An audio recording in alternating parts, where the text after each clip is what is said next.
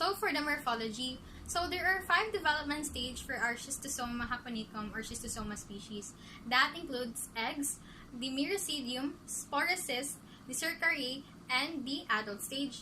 So first is we have the eggs. So the eggs has a shape of ovoid, round, or pear shape. So they are pale yellow in color, and there has a size of a longer diameter which measures 46 to 110 micrometer, and the shorter diameter naman measures 37 to 90 micrometers. So the egg contents contains a developed miracidium. These are the developed miracidium of our egg.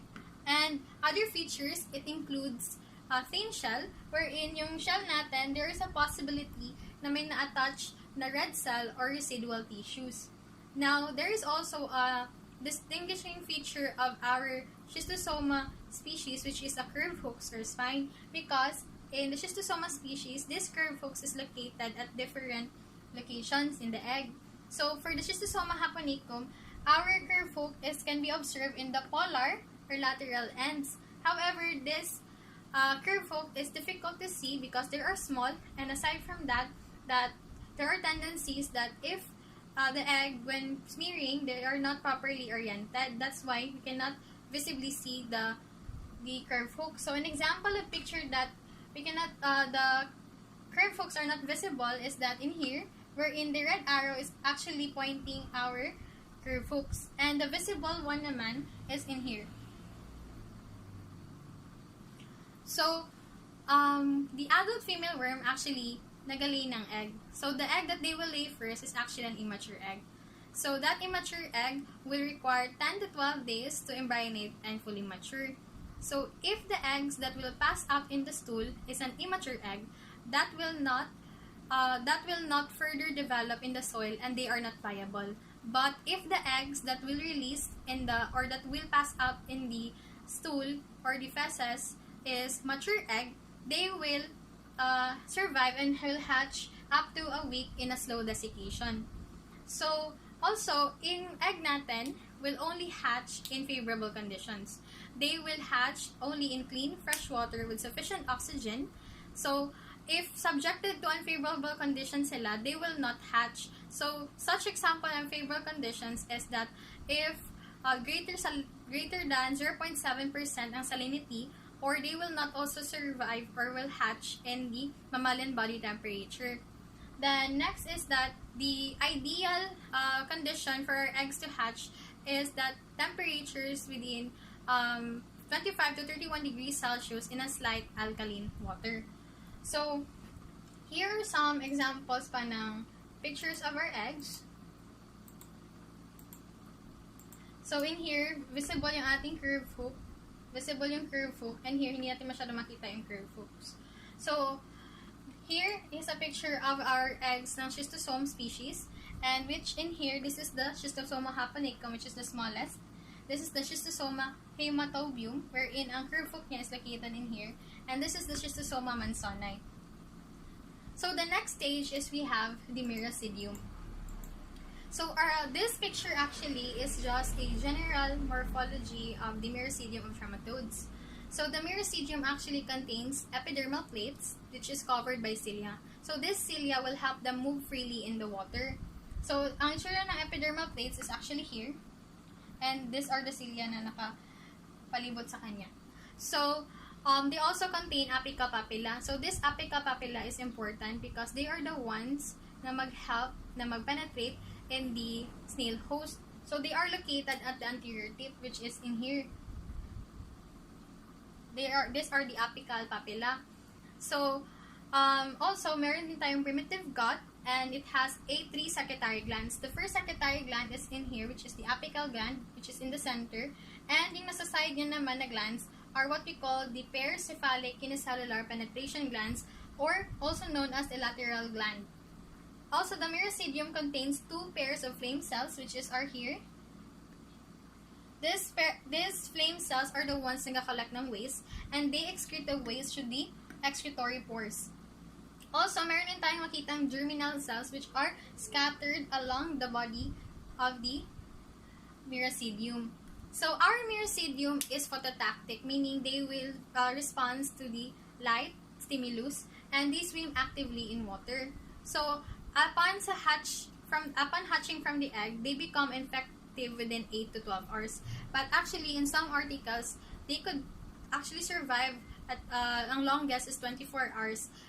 Basta there is enough energy for the miracidium to swim in the water to look for for a snail host. But if the miracidium already naubos na yung kanyang energy, so they will eventually die.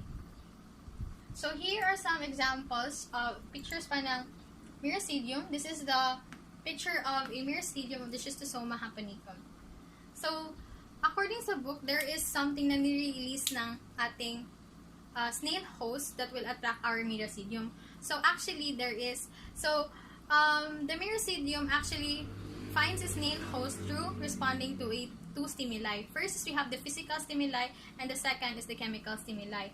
The physical stimuli is that our snails, which is the Oncomenia, are a type of snails that are amphibious, meaning that they can survive at the surface of the water and in the water. So, these snails actually nag-respond sila sa kanilang stimulus, which is the light at saka temperature, for them to grow. That's why these snails, nakikita natin sila or madami sila sa surface ng water. Now, yung miracidium natin, ang mangyayari is that they also respond to the stimuli ng ating snails. So, ang gagawin nila, they will swim or they will look for an area or environment na kung saan madami yung snail at doon sila magsiswim. So, most likely, si miracidium mag-swim siya in the surface of the water. So, when they swim at the surface of the water, now naman is we have the chemical stimulus. This chemical stimulus is actually released by our snail. The chemical stimulus, according to some articles or journals, according to Chernin, he termed it as a mirason. This mirason or the water-soluble substance released by the snail that will attract the miracidium. So, once that our miracidium na-sense niya yung ating chemical cues na gi-release ng ating snail, they will randomly move. They will have a random movements and eventually mag-penetrate siya sa snail host. So, during sa penetration naman, what happens is that our apical papilla is the one na mag-attach sa snail sa site of the penetration, and the secretory glands, as I explained earlier, yung apical gland, mag-release siya ng substance that will make the miracidium more adhesively or mag-attach pa siya mas lalo sa snail, and yung penetration glands or the lateral glands naman mag-secrete ng lytic enzymes that para mas easier yung penetration ng ating miracidia sa snail host. So, next. So, another picture naman ng ating miracidium. As well as, guys, another name for apical papilla is terebratorium. Next is we have the sporocyst. So, this sporocyst is actually responsible for the asexual reproduction or the asexual stage of our parasite. So, they are pleomorphic, elongated sac filled with germinal cells or developing cercari. So, there are actually two generations. We have the mother sporocyst and the daughter sporocyst. So, what happens is that upon sa successful penetration ng miracidium, the miracidium will transform into a mother sporocyst. So, ang mangyayari, isi-shed off niya yung epidermal plates niya, and some parts ng ating miracidium kasi magdi-disappear. And yung mag-replace sa epidermal plates is actually a tegument filled with microvilli, because that tegument will serve as a way niya to get nourishment from the snail host. So, at 96 hours after penetration, mag-transform ang ating mother sporocyst in a more elongated sac filled with germinal cells. Then, these germinal cells, on the 8th day, they will bud off the epithelial lining and will develop into daughter sporocyst. So, according sa book, the daughter sporocyst, kaya mag-migrate sila along the loose connective tissue papunta sa liver. So, in the liver, doon mag-develop ang ating daughter sporocyst. So, ang daughter sporocyst natin, they also contain yung mga germinal cells. So, yung germinal cells ni daughter sporocyst, if yun ang mag-develop, that will produce into the cercariae, which is another stage of the parasite. So,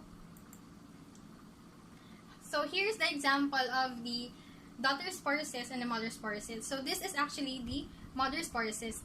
Our mother sporocyst is containing a germinal cells. So if these germinal cells will develop, they will become a daughter sporocyst, which is here is a daughter sporocyst. But then also our daughter sporocyst, they also contain a germinal cells. The germinal cells of the daughter sporocyst will further develop into another stage of the parasite, which is the cercaria. So ito pala yung picture ng ating mother sporocyst. After 96 hours, they look like elongated sac filled with germinal cells. This is a mother sporocyst. So in some articles, they term it as a vermiform, meaning that they look like a